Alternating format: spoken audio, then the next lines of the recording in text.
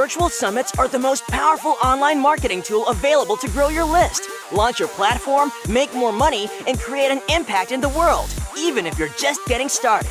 If you are ready to take your summit to the next level, then tune into the Virtual Summit podcast with Dr. Mark T. Wade. Hi, I'm Dr. Mark T. Wade, founder of Virtual Summit Software and creator of the One Day Summit Formula. And I'm on a mission to help you, the summit host, get your summit out to the world in a powerful and impactful way. So let's get started. Stop calling your summit a summit and start focusing on the problem. Here's 3 reasons why you should consider not calling it a summit. Hey there, Summit host. I'm Dr. Mark T. Wade, founder of Virtual Summit Software, and your host here on the Virtual Summit podcast.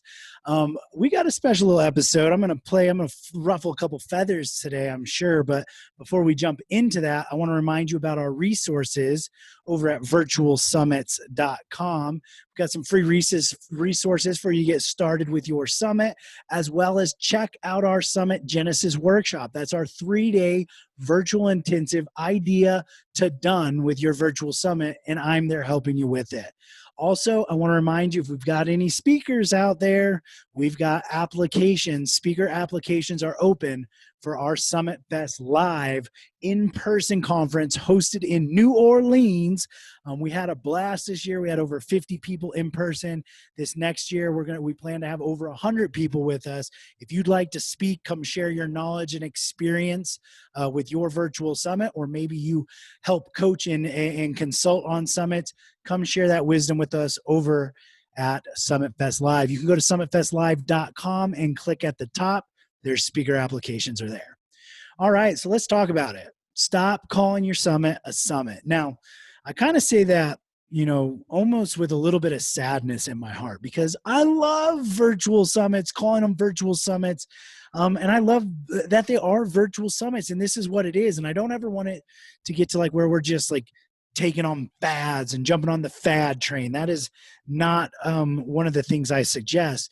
But I've also had a lot of success in my career and all of my businesses by focusing on branding and marketing and messaging. Those are 3 key components that have really brought us success in our businesses. And one of the ways we did that was always thinking outside of the box, not just doing what everyone else was doing and not just calling it what everyone else was calling it.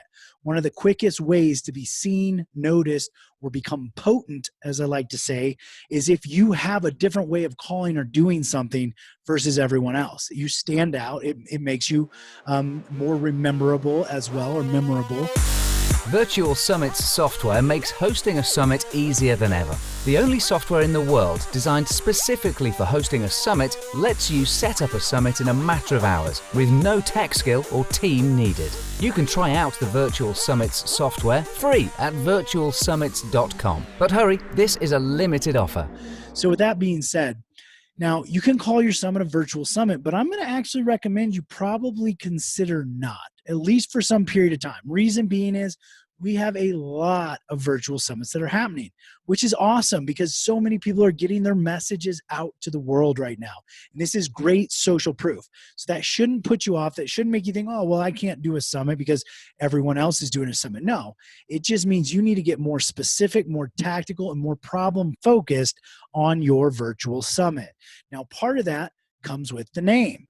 So I'm going to talk about 3 reasons why you should consider not calling your virtual summit a virtual summit. And the first one is the easiest one. It's just kind of overdone.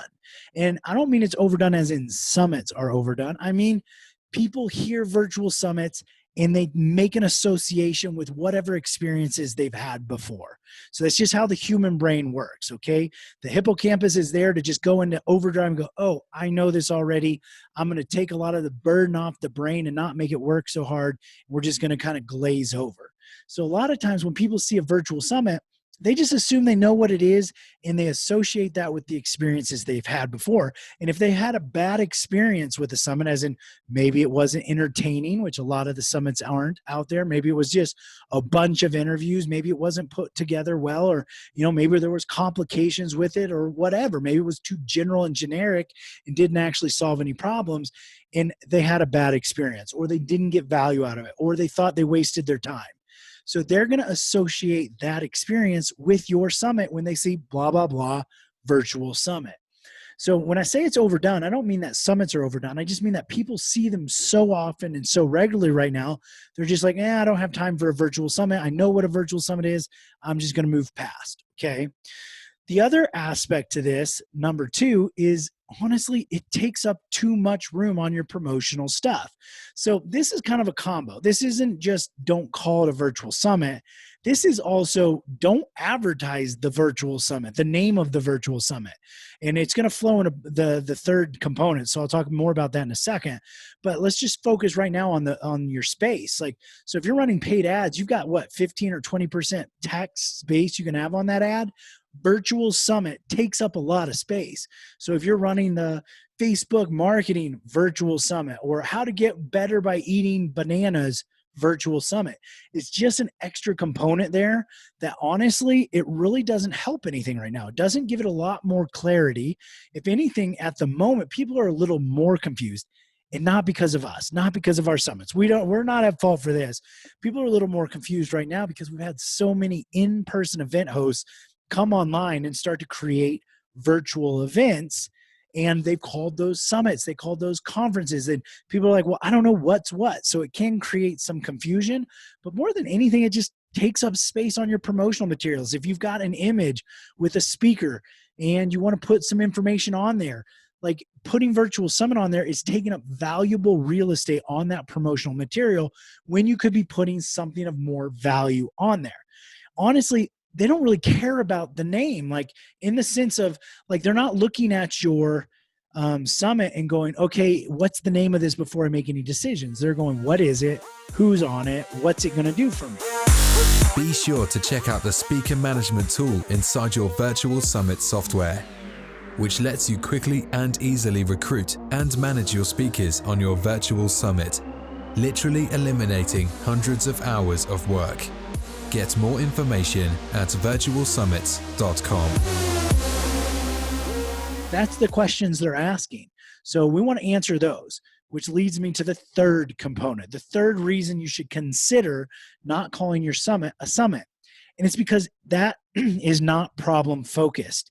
A virtual summit is really kind of cloudy or hazy at best. If anything else, it's just a couple terminology that, again, people associate their own ideas or thoughts to. Right now, more than anything, we have to be problem focused. Our messaging needs to be clear and on point and targeted towards our audience and the problems and solutions that they're suffering with and need. So I would much rather, if we go back to all three of these topics here, all three of these reasons. One, it's overdone, people glaze over. So if we use something that's more problem focused, more on the thing they're suffering from or have an issue with or need help with, that catches their attention. They focus in on it. It's not something they're just going to associate with and go, oh, I already know the answer to that, because it's the problem they have. They want the answer to. The other part, again, takes up too much room. Well, if you've got only so much space on your promotional materials, if you're talking about the problem and being problem focused, that is a much more valuable use of that space on your promotional material than just adding virtual summit. And then again, not problem focused. We have become ninjas at deflecting information. I mean, we are so good at going, oh, that's kind of interesting. Oh, that's kind of cool, but it's not what I'm looking for. I'm looking for the answer to problems A, B, and C. So we want to give them something about A, something about B, or something about C to catch their attention and bring them in. Being focused on the problem. Yes, your mindset right now is going, well, Mark, but that's going to be really specific. I might not get as many people onto it. Well, probably, but actually probably you're going to get more people because more people are going to understand and be interested in what you're saying. It's going to be more relevant to them. And even if it's not as big, it's going to have more qualified and targeted. And again, my thought process is if you go general, you're actually not going to get more people. You're going to get less people because they're going to say, I don't know what that is, or I already know the answer and I don't need it. So the fourth thing I'm going to give you a bonus. I'm going to give you a bonus reason why you should consider not calling your summit a summit. And that's because honestly, no one really cares. I mean, I know, like, what are you talking about, Mark? My summit's so important. I get it. So that's what I think about mine too. But at the end of the day, nobody really cares what you call it. They care if it's going to help them. Is it something that's for them? Are we pre-qualifying? Is it something that's for me? Is there some aspect of it that catches my attention? And is it focused around one of the problems or solutions that I have or need? That's what they care about. So they're not going to go, oh, it's not a virtual summit, I don't want to be on it. Or, oh, it is a virtual summit, I want to be on it. They're going, does this help me? Does this solve my problem? Does this fix my solution? Or is this the solution to my problem? So those are really the main reasons. Now, I'm going to caveat all of this with saying I love the name Virtual Summit. Obviously, I've named most of our stuff Virtual Summit. We got Virtual Summit software, right? But if you look at the actual branding of my resources, we don't call those Virtual Summits. So my agency is called Viral Summits. Why? Because people have to stop and think about that. And it's a play on words. Virtual Summits, obviously, Viral Summits. Like, oh, well, I want a viral summit. My summits are called Summit Scripts and Summit Talks. It's not Summit Scripts Virtual Summit. It's just Summit Scripts. It's not Summit Talks Virtual Summit. It's just Summit Talks. Why? Because people go, ooh, that sounds good. Summit Talks sounds good. What is the talk though? What is it about? Oh, it's about summits. Okay, it's a talk about summits. With the Eversummit feature inside the Virtual Summit software, you can rerun your summit as if it were live, ongoing forever with one click of a button. This now lets you continue to use your summit forever, bringing in qualified and engaged leads every month into your business. Get more information at virtualsummit.com. So they can figure that out. It catches attention. It makes them think about it for a minute, but it's also sounds good and is interesting. So I highly recommend you take some consideration and some thought process into what you name your summit. It is an important aspect in the sense of no one really cares. Now, they do care, honestly. They're just not going to be, the name Virtual Summit is not going to be the thing that pushes them over.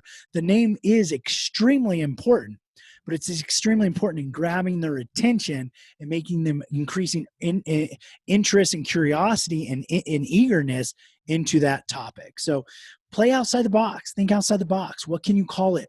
Can you call it something different? Can you play on words? Is there something in your terminology in your industry that you can use? And eventually we go through all of this in our trainings when we, like, for example, our 7-day summit challenge. The first two aspects of that was going through the theme, the topic, the name, the title, the subtitle. You know, your theme is important to your topic or into your summit, how you pull it all together. That can help craft the name. Also, making sure that the summit story arc is important, that it goes from problem to solution, where we're trying to take them by telling a story.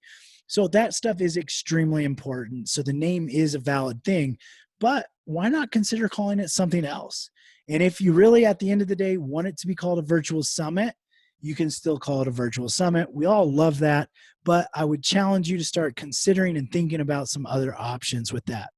All right, everyone, that's going to wrap it up for today. Don't forget to head over to our resources area. Check out those free resources. Check out the Summit Genesis Workshop, 3-day virtual live intensive. Also, looking for speakers, Summit Fest Live, February next year. In New Orleans. It's an in-person conference. We are looking for people to teach summit hosts, summit coaches, or if you can teach summit agencies and consultants, please check out summitfestlive.com, and just at the top, look for the speaker application. We'd love to have you apply to maybe come speak in person, and maybe I'd get to see you there. All right, remember, your message matters. And one of the most powerful ways to get that message out to the world is with a virtual summit. So go out there, do it, proud over perfect, and I'll see you on the next episode. Thanks for listening. Now don't forget to subscribe and leave a 5-star review on the Virtual Summit podcast. Head over to the show notes to check out all the links and resources from this episode, and be sure to grab your free trial of the Virtual Summit software. Now, I want to end this episode by saying to all the summit hosts listening right now, I believe in you, and you can do this. Summits are by far one of the most powerful ways to quickly grow your list, launch your platform, make more money, and most importantly, make an impact in the world, even if you're just getting started. So don't get caught up in analysis paralysis, because the world needs to hear your message, and there are people who are waiting for you to help them. So just get started, because imperfect action is always better than no action. Thank you, and see you on the next episode.